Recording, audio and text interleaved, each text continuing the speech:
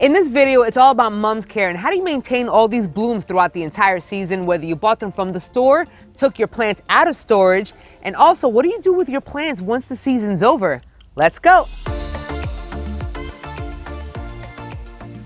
What's going on, my plant peoples? I am the ADHD gardener, where I use gardening, houseplants, and humor as a form of mental health therapy.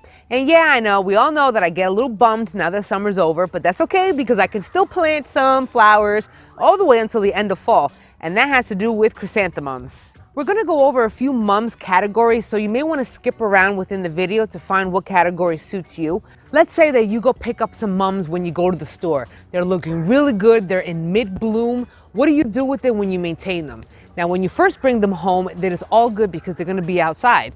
You have two options. You're gonna keep them in the container as it is, or you're gonna repot them depending on the size of the mums or if it's looking like it could use another repotting. You can leave it in this container that you bought it in.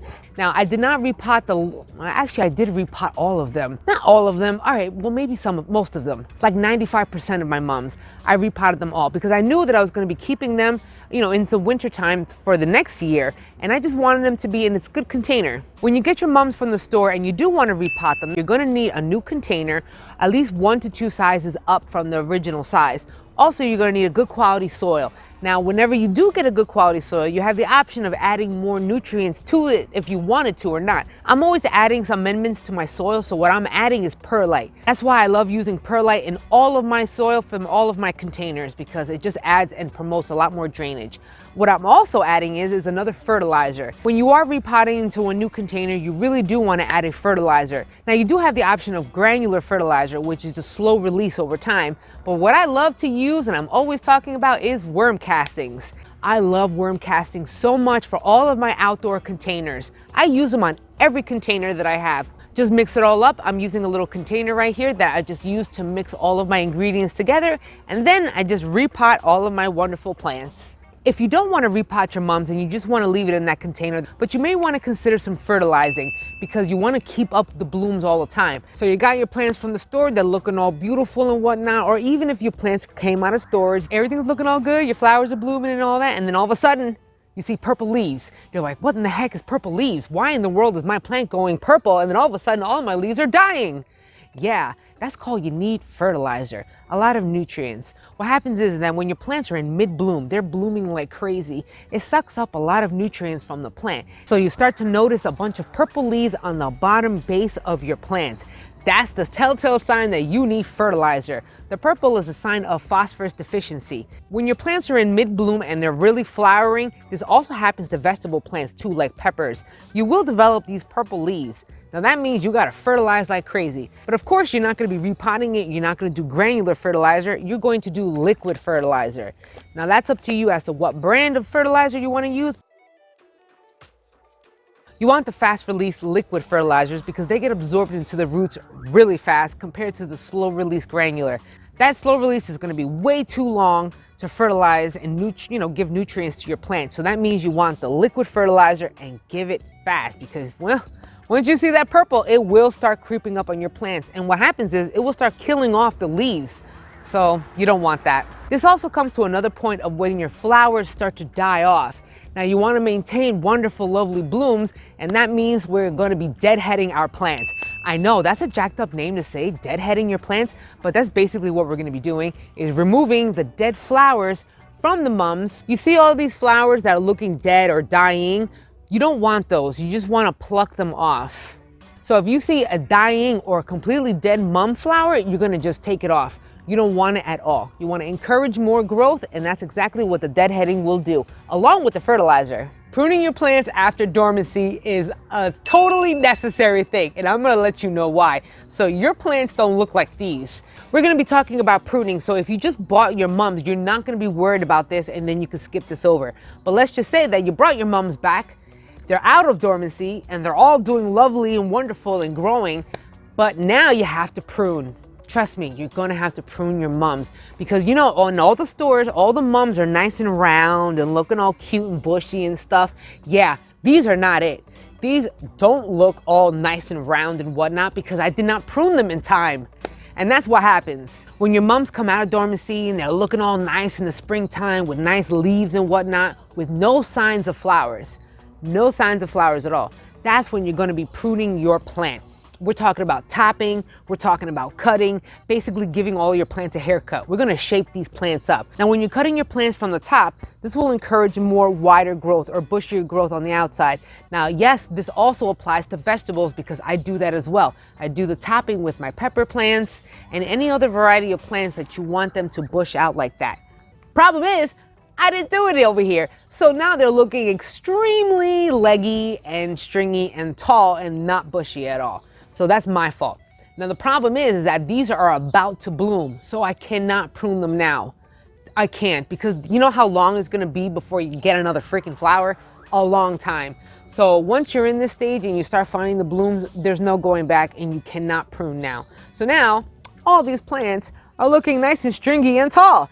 They will bloom, but you know, it's not nice round bushy mums that you see at the store. I'm not gonna cut them now because as you see, they have a lot of blooms on them. So if I was to cut them right here, I won't get blooms for if I ever get them for this season. That's why you wanna prune them or top them when you do not see any bulbs on here. Now it's too late. Now these are gonna be stringy and leggy the entire time for the rest of the season. You see how it is? It's just blah, not looking so hot. I did prune those over there. Aren't they looking freaking nice? I know. These varieties right here, I chopped off and propagated, but oh man, as you see, there are no buds on this one.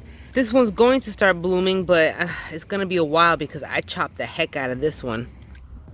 Now let's talk clearance plants from Lowe's. Now, I'm telling you, this is an awesome deal. All you gotta do is go to your Lowe's home improvement store. Now you check out their clearance section on the outside, right? Now you may have to go a few times before you find some mums or other fall, flowers out there, but you can find them. I'm telling you, especially in the mum season, these people don't wanna be worrying about deadheading or anything like that, so they just put them on clearance. Now, yes, I know this one's looking a lot hurt. I know it is. I haven't really cared for it. But the point of it is, what I wanted to show you is it's discounted. This plant right here was only $2 and the regular price was 10 bucks. Now I know it looks hurt because I need to water it, I need to deadhead it and do all that stuff, but it's still alive and living. Now, of course I neglected this one, but the point of it is, can we say clearance mums, people? Look at that. Is that clearance price. I wound up getting a bunch of chrysanthemums on clearance at the home improvement store for only like $1. The only problem is, of course, it looks a little hurt. It looks a little beat up. That's okay, never fear. This is why we need to repot it and do a little care for our plants. Now, of course, you don't have to buy clearance plants if you don't want to, because that requires a lot of extra work, maintaining them, bringing them back to life, encouraging more root growth. It's a lot of work, so if you don't want to do it, then that's perfectly fine. But we all know that my butt is on a budget, and yeah, clearance is me. That's what I do. I do clearance. So it's the end of the season and now all your flowers are dying off, and especially your plants starting to die off. What do you do now? Because I know it can, at the first time, when you first start seeing your plant dying, you're like, yo, what the heck is wrong with my plant? I'm doing everything possible and it's still dying on me. I know it sucks when you see your plant starting to die, and especially when you know that you did everything right. But never fear, this plant is a perennial. If you live in zones 5 or higher, then these plants will come back next year. We just gotta do a little something to them to kind of maintain them throughout the winter. Now, what I do with that to care for my mom throughout the winter is I have an outdoor greenhouse. Now, you don't need an outdoor greenhouse. I like to protect my plants a little bit at least. Now, if you don't have a greenhouse, what I would do, and I have done that before I had the greenhouse, was actually mulch the bottom of these plants. Like, I wanna give them a good layer of something. Ideally, you would love to give them a good layer of compost. That would be fantastic. But if you don't have compost, that's perfectly cool. I mean, consider compost, you guys. But if you don't have compost, you could just mulch right over it. Just get yourself a good thick layer of mulch and then just put it on the plants. Just try to put it in one area and also huddle them together. But I would really think about maybe just putting some sort of plastic covering over them. I would just do either some greenhouse plastic, some clear plastic, because you do want the sun. For some reason, it still needs, at least for me, because I leave my plants outside throughout the entire winter. I just leave them in the greenhouse. The greenhouse is open. It's not exactly that warm inside of it, so it does get susceptible to the elements. And that is why I'm always like amazed every time it comes back in spring, because boy, it looks dead in the wintertime. And frankly, I gotta say, it does look freaking dead. It is what it is, but it does come back every year. I mean, when it comes to pruning the stems, I mean, I guess you could, but I like to wait until springtime. Let me know down in the comments below, when do you prune your plants? Do you have any mums? Do you bring them out of storage, or are you planning on putting them into storage so you can see them again all next year? I really hope you enjoyed this video and you got some good useful information out of mums. And let me know down in the comments below, do you have a lot of mums? Are you planning on getting into them? I gotta say, they're really good to keep the gardening alive and growing as long as you possibly can. And being that they're fall plants, they don't mind the cool weather. If you did enjoy this video and you want to show me some love, then don't forget to smash that like button. I really appreciate it. Also, if you haven't already, consider subscribing. I drop a video twice a week, one long, one short. I'm on Facebook and Instagram. I'm also on Patreon, so you can check me out there. Until the next episode, you guys, where you and me both are going to be growing our happiness one plant at a time, one day at a time. I'll check y'all later in the next episode. Peace and love.